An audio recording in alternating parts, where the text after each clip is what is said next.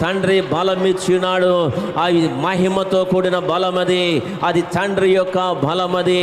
ఆ రెక్కలతో నువ్వు ఎగురుతున్నావు, ఆ రెక్కలతో నువ్వు ఎగురుతున్నావు.